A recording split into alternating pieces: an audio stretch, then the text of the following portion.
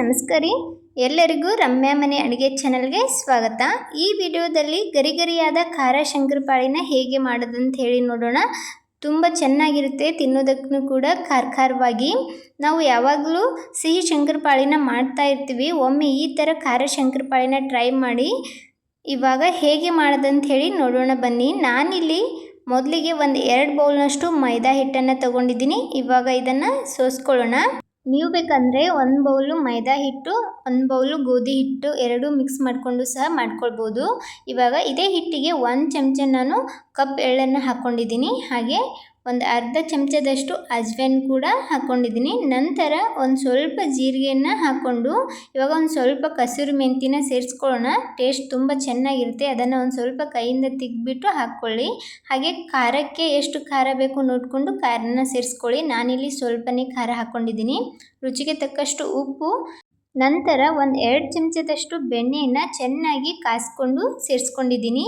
ಇವಾಗ ಇದೆಲ್ಲವನ್ನು ಚೆನ್ನಾಗಿ ಡ್ರೈ ಮಿಕ್ಸ್ ಮಾಡ್ಕೊಳ್ಳೋಣ. ಒಮ್ಮೆ ಈ ಥರ ಚೆನ್ನಾಗಿ ಇದನ್ನು ಮಿಕ್ಸ್ ಮಾಡ್ಕೊಳ್ಳಿ. ಹಿಟ್ಟಿನ ಜೊತೆ ಎಲ್ಲ ಚೆನ್ನಾಗಿ ಬೆರಿಬೇಕು, ಅಲ್ಲಿವರೆಗೂ ಇದನ್ನು ಮಿಕ್ಸ್ ಮಾಡ್ಕೊಳ್ಳಿ. ಈ ಥರ ಉಂಡೆ ಕಟ್ಟಿದಾಗ ಕೈಯಿಂದ ಉಂಡೆ ಥರ ಆಗಬೇಕು, ಆವಾಗ ಹಿಟ್ಟು ಚೆನ್ನಾಗಿ ಬರುತ್ತೆ. ಇವಾಗ ಇದಕ್ಕೆ ಸ್ವಲ್ಪ ನೀರನ್ನು ಹಾಕ್ತಾ ನಾದ್ಕೊಳ್ಳೋಣ. ಹಿಟ್ಟನ್ನು ತುಂಬ ತೆಳುವಾಗಿ ನಾದ್ಲಕ್ಕೆ ಹೋಗಬೇಡಿ, ಒಂದು ಸ್ವಲ್ಪ ಗಟ್ಟಿಯಾಗಿ ನಾದ್ಕೊಳ್ಳಿ. ಚಪಾತಿ ಹಿಟ್ಟಿನಕ್ಕಿಂತ ಒಂದು ಸ್ವಲ್ಪ ಗಟ್ಟಿಯಾಗಿ ಈ ಹಿಟ್ಟನ್ನು ನಾದ್ಕೊಳ್ಬೇಕಾಗುತ್ತೆ. ಚೆನ್ನಾಗಿ ಅದನ್ನು ಮಿದ್ಬಿಟ್ಟು ನಾದ್ಕೊಳ್ಳಿ. ನೋಡ್ಬೋದು, ನಾನಿಲ್ಲಿ ನಾದಿದ್ದೀನಿ. ಈ ಥರ ಹಿಟ್ಟನ್ನು ನಾದಿ ಇದನ್ನು ಒಂದು 5 ನಿಮಿಷ ರೆಸ್ಟಿಗೆ ಇಟ್ಕೊಳ್ಳೋಣ. ಒಂದು 5 ನಿಮಿಷ ಆದ ನಂತರ ನೋಡ್ಬೋದು ಹಿಟ್ಟು ಸ್ವಲ್ಪ ಸಾಫ್ಟ್ ಆಗಿದೆ. ಇದನ್ನು ಇನ್ನೊಂದು ಸ್ವಲ್ಪ ನಾದ್ಕೊಂಡ್ಬಿಟ್ಟು ಇವಾಗ ಉಳ್ಳೆಗಳಾಗಿ ಮಾಡ್ಕೊಳ್ಳೋಣ. ನಾನಿಲ್ಲಿ ಚಾಕುವಿನ ಸಹಾಯದಿಂದ ಒಂದೇ ಸೈಜಲ್ಲಿ ಎಲ್ಲ ಉಳ್ಳೆಗಳನ್ನು ಕಟ್ ಮಾಡಿ ಇಟ್ಕೊಂಡಿದ್ದೀನಿ. ಉಳಿದಿರೋ ಹಿಟ್ಟನ್ನು ಮುಚ್ಚಿಬಿಟ್ಟು ಇಡೋಣ. ಇವಾಗ ಒಂದೊಂದು ಉಳ್ಳೆಗಳಾಗಿ ಈ ಥರ ಮಾಡಿಕೊಂಡು ಇದನ್ನು ಚಪಾತಿನ ಯಾವ ಥರ ಲಟ್ಟಿಸ್ಕೊಳ್ತೀವೋ ಅದೇ ಥರ ಲಟ್ಟಿಸ್ಕೋಬೇಕು. ಆದರೆ ತುಂಬ ತೆಳುವಾಗಿ ಲಟ್ಟಿಸೋಕೆ ಹೋಗಬೇಡಿ, ಒಂದು ಸ್ವಲ್ಪ ಮೀಡಿಯಮಲ್ಲಿ ಇದನ್ನು ಲಟ್ಟಿಸ್ಕೋಬೇಕಾಗ್ತದೆ. ನಿಮಗೇನಾದರೂ ಅಂಟಿದೆ ಅನಿಸಿದ್ರೆ ಒಂದು ಸ್ವಲ್ಪ ಒಣ ಹಿಟ್ಟನ್ನು ಉದುರಿಸ್ಕೊಂಡು ಇದನ್ನು ತೀಡ್ಕೊಳ್ಬೋದು. ನೋಡ್ಬೋದು, ನಾನಿಲ್ಲಿ ಈ ಥರ ಚಪಾತಿ ಥರ ತೀಡ್ಕೊಂಡಿದ್ದೀನಿ. ತುಂಬ ದಪ್ಪನೂ ತೀಡಿಲ್ಲ, ಪೂರ್ತಿ ತೆಳುವಾಗಿಯೂ ತೀಡಿಲ್ಲ, ಸ್ವಲ್ಪ ಮೀಡಿಯಮಲ್ಲಿ ಇದನ್ನು ತೀಡ್ಕೊಂಡಿದ್ದೀನಿ. ಇವಾಗ ಇದನ್ನು ಕಟ್ ಮಾಡ್ಕೊಳ್ಳೋಣ. ನಿಮಗೆ ಯಾವ ಶೇಪಲ್ಲಿ ಇಷ್ಟ ಆಗುತ್ತೋ ಆ ಶೇಪಲ್ಲಿ ಕಟ್ ಮಾಡ್ಕೊಳ್ಬೋದು. ನಾನಿಲ್ಲಿ ಈ ಥರ ಉದ್ದಾಗಿ ಕಟ್ ಮಾಡ್ತಾ ಇದ್ದೀನಿ. ನೀವು ಬೇಕಾದರೆ ಡೈಮಂಡ್ ಶೇಪಲ್ಲಿ ಕಟ್ ಮಾಡ್ಕೊಳ್ಬೋದು, ಇಲ್ಲಾಂದರೆ ಸ್ಕ್ವಯರಲ್ಲಿ ಸಹ ಕಟ್ ಮಾಡ್ಕೊಳ್ಬೋದು.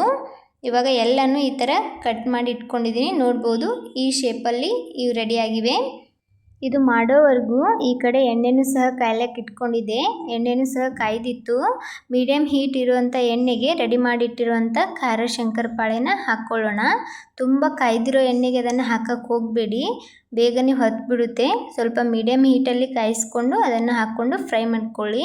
ಹಾಕಿದ ತಕ್ಷಣ ಅದಕ್ಕೆ ಚಮಚದಿಂದ ಅಲ್ಲಾಡ್ಸೋಕ್ಕೆ ಹೋಗಬೇಡಿ. ಒಂದು ಸ್ವಲ್ಪ ಹೊತ್ತು ಅದನ್ನು ಹಾಗೆ ಫ್ರೈ ಆಗ್ಲಕ್ಕೆ ಬಿಡಿ. ಒಂದು ಸ್ವಲ್ಪ ಫ್ರೈ ಆದ ನಂತರ ಈ ಥರ ಚಮಚ ಸಹಾಯದಿಂದ ಎಲ್ಲ ಕಡೆ ಅದನ್ನು ಎತ್ತಿ ಹಾಕ್ಕೊಂಡು ಫ್ರೈ ಮಾಡ್ಕೊಳ್ಳಿ. ತುಂಬ ಚೆನ್ನಾಗಿ ಬರುತ್ತೆ, ತುಂಬ ಗರಿಯಾಗಿ ರೆಡಿ ಆಗ್ತದೆ. ಟೇಸ್ಟ್ನೂ ಕೂಡ ತುಂಬ ಚೆನ್ನಾಗಿರ್ತದೆ. ಹಬ್ಬಗಳಲ್ಲಿ ಈ ಥರ ನಾವು ಮಾಡಿ ಇಟ್ಕೊಳ್ಬೋದು.